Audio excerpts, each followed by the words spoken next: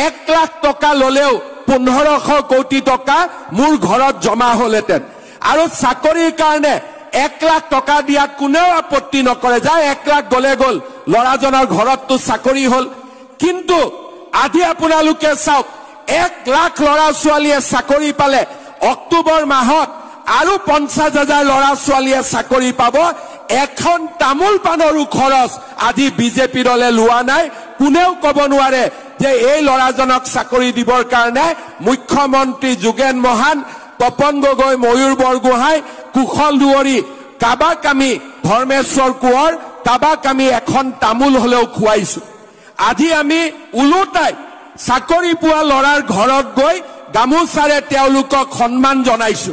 পইচা লোৱাটো বাদেই এতিয়া এডিআৰি ৰিজাল্ট দিব এতিয়া শিক্ষকৰ ৰিজাল্ট দিব কোনেও কতো টকাৰ নামে লব পৰা নাই এটা বছৰৰ 4টা বছৰৰ ভিতৰত মই পাহৰাই পেলালো যে চাকৰিৰ নামতো টকা লব পাৰি এতিয়া মানুহে ভুলতেও চিন্তা নকৰে দালাল বিলাক নিজে নিজে গাতৰ তলত সোমাই গল চাকৰি পইচা লোৱা দালাল বিলাক নিজে নিজে গাতৰ তলত সোমাই গল যি কাম 75 বছৰত হোৱা নাছিলে 4টা বছৰত আমি তাক কৰি দেখুৱাই দিলো যে অসমত দুখীয়া মধ্যবিত্ত মানুহৰ পৰা চাকৰিৰ নামত টকা পইচা লব নোৱাৰে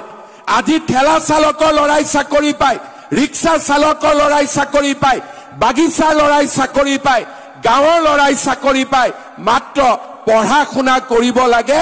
আৰু ভগৱানে যদি বিজেপিৰ চৰকাৰ ৰাখে প্ৰত্যেক বছৰে আমি এনেকে দুখীয়া লৰাক চৰকাৰী চাকৰি দি গৈ থাকিম আমি অসমৰ যুৱক যুৱতীৰ মাজত নতুন প্ৰাণৰ আমি সঞ্চাৰ কৰিম